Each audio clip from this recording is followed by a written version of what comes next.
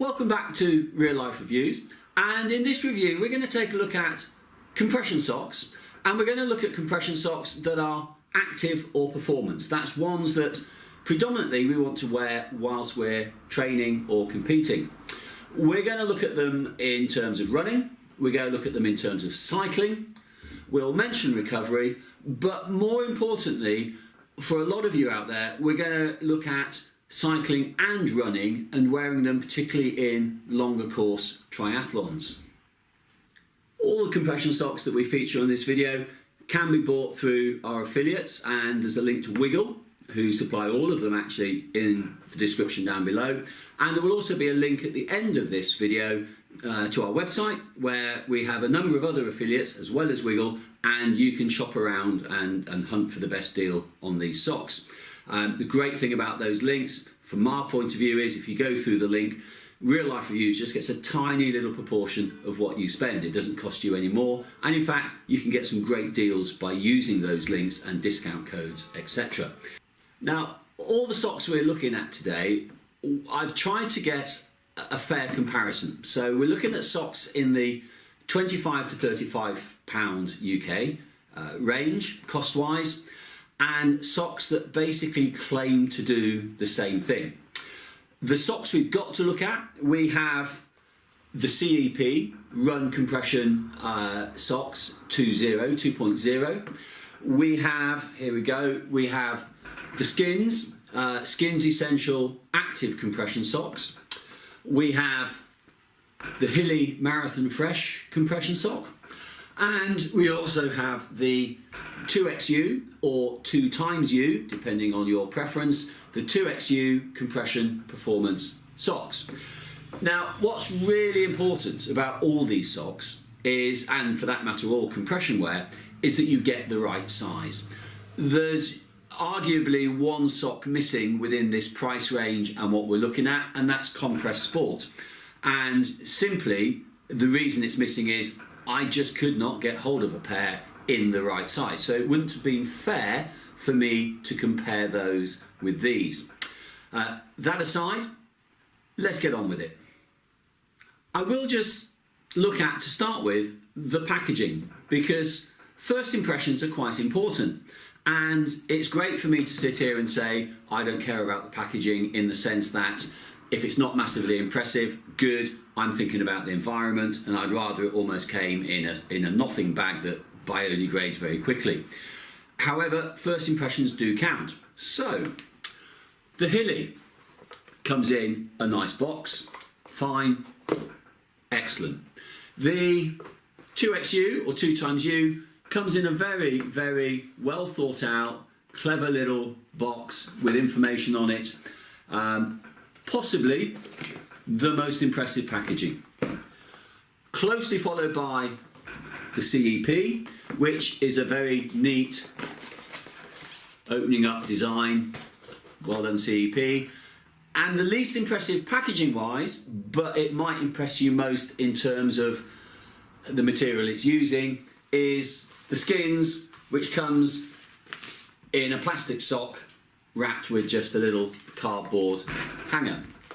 Packaging, if it's important to you, there you have it. I mentioned earlier that the most important thing when buying these socks is the fit. And whilst lots of companies will talk about your shoe size, the really important factor is, or are, these boys down here. Yep, the calf muscles. And for reference, mine measure roughly 39 centimetres at the widest point, and all four socks I've got here come in what the companies refer to as the medium size. So again, trying to compare like for like, but they do have good size charts to try and work out which is the best sock for you. All of these socks claim to have graduated compression on the calf. So it's about how they do it, and we'll have a quick look at one or two of them on that feature. So let's kind of take graduated compression to one side. They all actually do it, and do it really well. What are the subtle differences that might make you want to buy one sock over another? Well, the CEP. The CEP has a flat toe seam underneath the toe, and if you're buying to the calf and the size of the sock is slightly big, you've got small feet, big calves, that might be something to consider. There is no seam to bunch up there.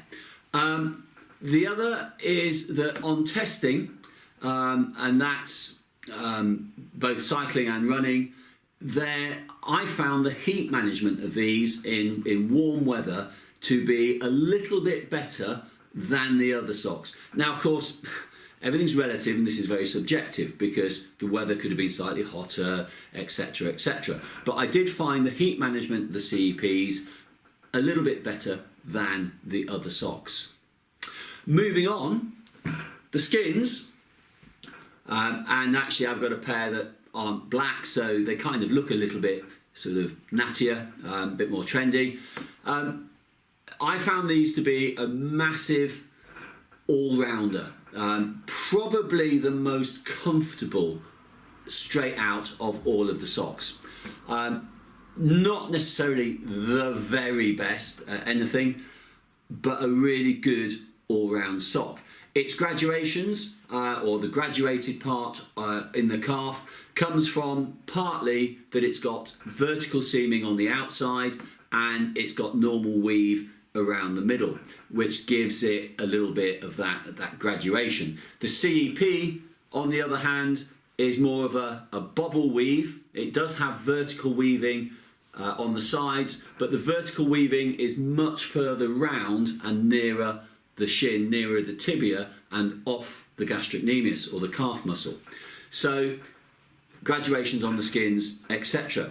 Now, the Hilly, whose background is obviously much more running than cycling orientated, I found, despite the fact that I mentioned about the heat maintenance of the CEPs, I found the venting and the sort of freshness that you got in the Hillies on the upper foot superior to either or any of the other three socks on test here. Similarly, they're seamless under the toe. So again, if you're somebody who does feel seams and little bunches or whatever underneath the foot and it annoys you, or it's possibly a source of blistering, well, the Hillies could well be a sock for you.